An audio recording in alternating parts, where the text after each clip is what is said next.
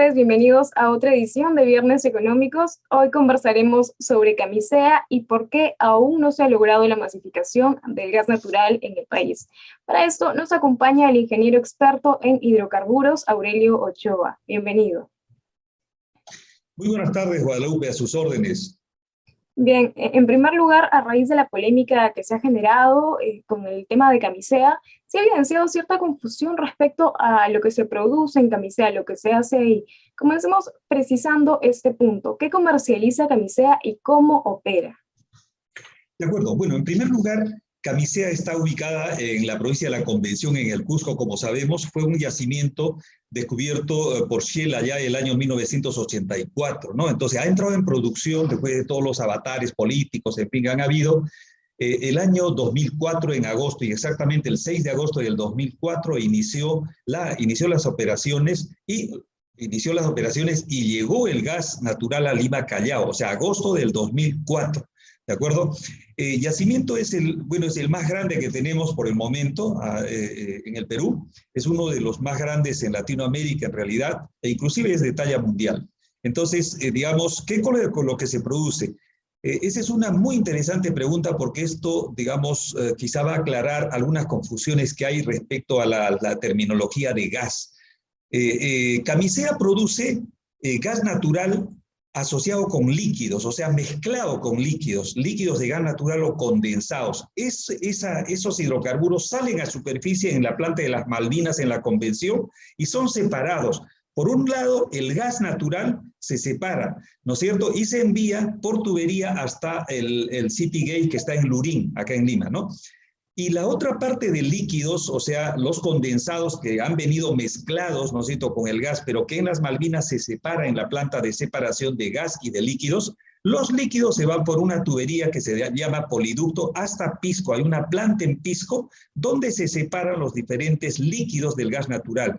Entre esos líquidos, y acá viene lo interesante para que no se confunda nuestros oyentes, televidentes, la mezcla de los dos primeros líquidos, ¿no es cierto?, los más ligeros, es el propano y el butano.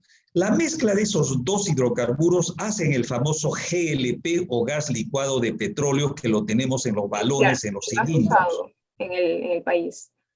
¿Cómo? Disculpe. Es uno de los más usados, si es que no es el más usado en el país. Efectivamente, ¿no? Entonces, ¿qué pasa? Hoy día, por ejemplo, al parecer usan alrededor de 5 millones de familias, ¿no? Entonces, lógicamente, ¿por qué lo usan tanto y por qué ha crecido tanto el uso? Porque precisamente el gas natural no se ha desarrollado, y ahí entramos en la pregunta inicial que usted había hecho respecto a la masificación. Entonces, teniendo un recurso en abundancia como es el gas natural para uso residencial, ¿no? Entonces, digamos, no tenga el desarrollo y tengamos hoy día tan solamente cerca de 1.300.000 conexiones domiciliarias, ¿no es cierto? Para una población pues de 33 millones de habitantes no es mucho, ¿no es cierto?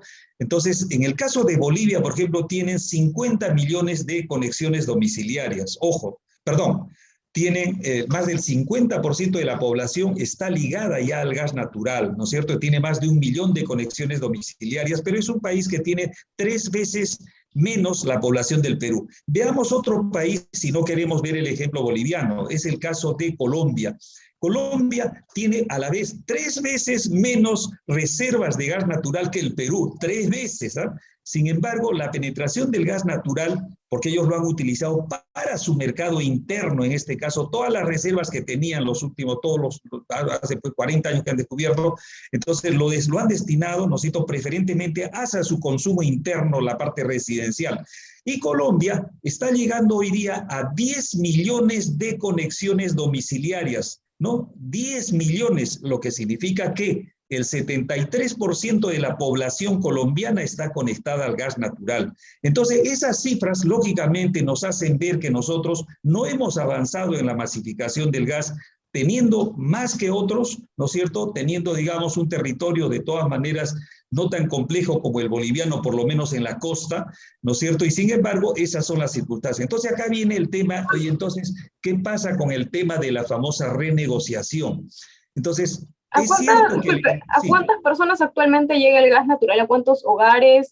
O contando no solamente las conexiones para hogares, sino también gas natural vehicular. ¿A cuántas personas aproximadamente Ya, beneficia? sí, está bien. En conexiones domiciliarias tenemos cerca de 1.300.000 conexiones, o sea, sería para la parte residencial, ¿no es cierto? Para la parte comercial, los comercios, en fin, los restaurantes, una cosa de esa, ¿no? Son 200.000 vehículos que tenemos, en este caso, funcionando a gas natural vehicular, ¿no? Entonces, pero aún así, como usted comprenderá, la penetración, por lo menos en la parte residencial, está lejos de la que tienen nuestros vecinos, ¿no? Entonces, eso es una realidad. Ahora, ¿a qué se debe? Comparamos, y disculpa que lo interrumpa, Bueno, adelante, por favor. y si comparamos, por ejemplo, el precio que tiene el gas, las conexiones de gas natural para hogares con el GLP que se comercializa, ¿cuánto de diferencia hay? Buena la pregunta y oportuna sobre todo. Fíjese, es menos del 50%, ¿no? Entonces, ¿qué pasa? La mitad. Bueno, y en este caso, como está un poco más elevado el GLP, ya estaríamos hablando inclusive mucho más, o sea, 60-65% más barato sería, ¿no? Con relación al precio actual, porque ha subido, como sabemos, de lo que estuvo bordeando 35 soles o 30 soles, pues ahora ya sabemos a qué nivel está. Entonces, definitivamente no solamente es más barato, mucho más barato, sino que es un fluido como el agua, ¿no es cierto?, como la electricidad que viene, bueno, la electricidad no es un fluido, pero el caso del agua, que por ejemplo permanentemente yo lo tengo y no tengo que estar cargando o haciendo cargar mi balón, eso no sé en qué momento se me va a terminar, etcétera. En cambio, en el caso del gas natural es de un flujo continuo y me cobran a fin de mes, no tengo que adelantar y guardar mi balón, ¿no es cierto?, durante un mes o 15 días, en fin, lo que gaste, ¿no? En cuanto al GLP me refiero. Entonces, la otra parte es, lógicamente, menos contaminante adicionalmente a ello, ¿no? El gas natural. Entonces, más barato, es mucho más fácil su control, es menos contaminante, en fin, tiene una serie, digamos, de ventajas con relación al GLP, pero no hemos desarrollado. En este caso, más bien al contrario, lo que más se ha incrementado ha sido el consumo del GLP, precisamente porque no han habido alternativas en este caso. Recordemos que antes había pues el querosene, ¿no es cierto? Entonces las familias ya han migrado hacia lo que es o la leña o el GLP. ¿No es Claro, cierto? Pero teniendo en no, abundancia la que el gas natural que no está lo suficientemente, digamos, utilizado por el momento. Y eso es lo que tiene que propenderse a lo que es la masificación. Pero la masificación tiene que tener infraestructura instalada. Y ahí viene el otro problema. Esa masificación o esa infraestructura, esos gasoductos troncales, los regionales, en fin, estamos viendo el abandono del gasoducto sur peruano, recordemos, ¿no es cierto?, que está al 37% está abandonado en este momento, no se ha terminado su construcción. Entonces, ¿qué pasa? Nos falta, ya en este caso como Estado, no es la empresa la que tiene que, en este caso, ¿no es cierto?, construir, o sea, el consorcio, eso tiene que hacerlo el Estado, ¿no es cierto? Entonces, el Estado, como en Colombia, por ejemplo, ¿a través de quién lo hizo? A través de Ecopetrol, la empresa, la Petroperú colombiana. Entonces, después, una vez que construyó, lo privatizó, por ejemplo, en concursos públicos, y todos contentos en este caso, pero en el caso peruano no. Entonces, es probable, le digo, ¿no?, de que lo que piensa el gobierno es tener, digamos, los recursos económicos a través de esta renegociación por la exportación, no por el mercado interno, sino por la exportación. Lo del lote 56 es el dilema, ¿no es cierto? No el lote 88, sino el lote 56. Con ese dinero justamente, pues, construir la infraestructura. Suponemos, ¿no?, que esa sea, digamos, ese sea el objetivo, al final, o uno de los objetivos. Y respecto al punto de lo que debe hacer la empresa, ¿qué más incluye el contrato de la concesionaria de Camisea? Porque no es hay que precisar que no es una sola empresa, sino son varias empresas. ¿En qué debe aportar al país esta concesionaria? Bueno, en lo que corresponde al lote 88, me parece bueno que ha cumplido con su contrato, ¿no es cierto? Inclusive del lote 56 hemos aceptado nosotros como país en la época del señor Toledo y Kuczynski, ¿no es cierto?, hacer que este proyecto de exportación vaya en desmedro del país. En fin, eso ya no es culpa de la empresa, los empresarios simplemente pues emprenden su negocio. En fin, entonces, bueno, es el momento, como decía, sí han cumplido, ¿no es cierto? Se ha digamos, ha penetrado algo de todas maneras el gas natural. Ellos han cumplido con la explotación del gas, de hacer llegar, en este caso, el gas a Lima Callao, y luego, bueno, ya hemos visto que hay otras distribuciones al norte y al sur, ¿no es cierto? Esa es la parte que corresponde a la empresa, pero también a la vez la misma empresa, o el consorcio en este caso, tiene a la vez el lote 56, y por eso decíamos el caso de la exportación. Entonces, eso, por ejemplo, tiene que renegociarse, porque las cláusulas bajo las cuales, digamos, en su momento se aceptó, diga, el gobierno de turno, mejor dicho, el gobierno de turno, lógicamente, de la época, estamos hablando de 2006, antes del 2006, entonces, obviamente, 2005, 2006, obviamente ese es el dilema en este momento, uno de los dilemas en realidad, porque el otro, por ejemplo, es, y acá sí viene tanto el lote 88 como el 56 con relación a la disponibilidad de gas para la petroquímica, ¿no? Entonces, hay alrededor de 6 empresas, ¿no es cierto?, digamos, que iban a invertir más de 2.000 millones cada una de dólares, ¿ah? Para construir infraestructura petroquímica en Marcona y en Hilo. Bueno, el caso de Marcona, 4 empresas, y han tenido que irse porque el consorcio les dijo, no tengo gas, y lo cual, digamos, es absurdo porque sabemos que se está reinyectando al yacimiento entre 300 y 400 millones de pies cúbicos diarios. Quiere decir que sí tenemos más bien gas, que lo estamos reinyectando porque ellos han manifestado que no hay mercado, pero el mercado de repente no haya, que hay que desarrollar la masificación, todo eso, pero esa es una parte pequeña. La otra es el desarrollo de la petroquímica que nos permitiría justamente, ¿qué cosa? Industrializarnos, ¿no es cierto? Entonces, no solamente en la parte de fertilizantes, urea, en fin, sino en la parte de lo que es la petroquímica intermedia con el etano que viene el gas, ¿no? El gas que viene y que se está quemando, por ejemplo, tiene etano, 10% más o menos. Es uno de los más altos del mundo. Ojo, ese contenido de etano, y lo estamos desperdiciando, y podría servir en este caso para la petroquímica del etano, que es la petroquímica intermedia, la de los plásticos, ¿no? Entonces, todo eso, por ejemplo, estaría supongo, debe estar en la agenda, ¿no? Para discutir, y el otro caso, lógicamente, es el caso del GLP, que casi el 80% del GLP que consume el país, que hemos estado hablando de los famosos 5 millones de familias, casi el 80% proceden de camisea, o sea, es producto nacional en este caso. Y el 20% restante, la mayor parte es la importación, y un poquito es de las refinerías, ¿no? Entonces, eso es más o menos el esquema. Pero ¿qué pasa? Claro, y el problema es que se paga como si fuera todo, eso es, del extranjero.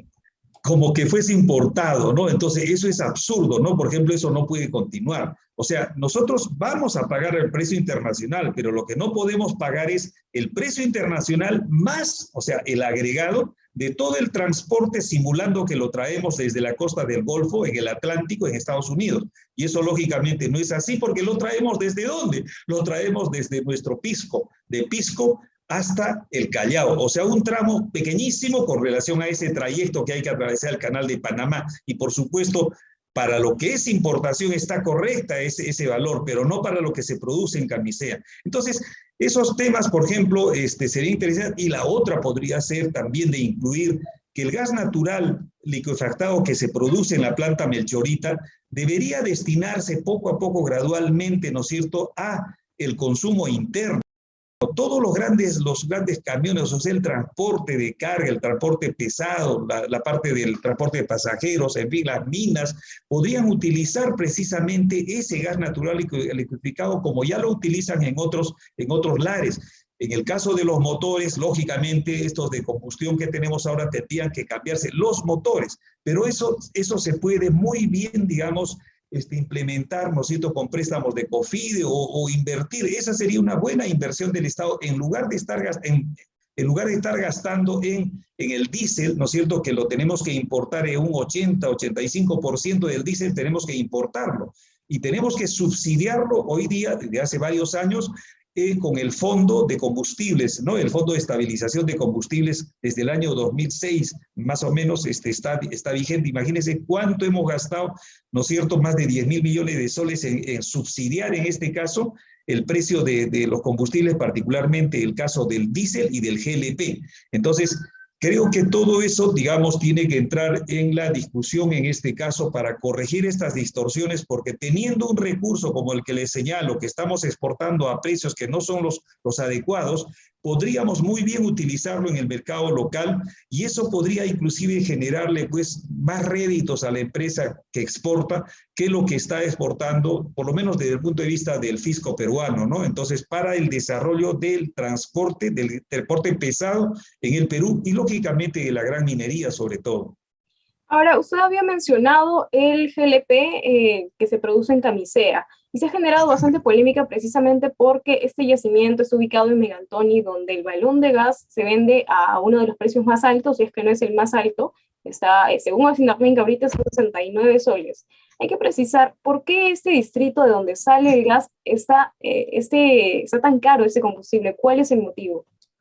Bueno, el motivo es que tiene que trasladarse, ¿no es cierto?, desde Pisco, de la planta de Pisco, tiene que trasladarse pues hasta esa zona, o sea, yendo hacia el sur, yendo en algunos casos por ferrocarril inclusive, ¿no es cierto?, hasta lo que sería el Cusco, ¿no es cierto? Y del Cusco, pues nuevamente en camiones tanque, llevarlo hasta esa zona. Entonces, todo ese trayecto tiene que pagarlo el consumidor de esa zona, ¿no es cierto?, Vegantonia, en fin, que está cerca de Camisea, y resulta injusto, efectivamente. Entonces, hace ya algunos, bueno, eso es más o menos la explicación, digamos, el largo transporte que tiene que hacer, ¿no? Entonces, allí, por ejemplo, digamos, el consumidor, estando tan cerca, está pagando tan caro y dice, ¿yo de qué me estoy beneficiando? Bueno, hay una cosa que se beneficia, teóricamente por lo menos, del canon gasífero, ¿no? Que recibe Megantoni, por ejemplo, 200 millones de soles anuales y no saben en qué gastarlo, ¿no? Pero ese es otro tema.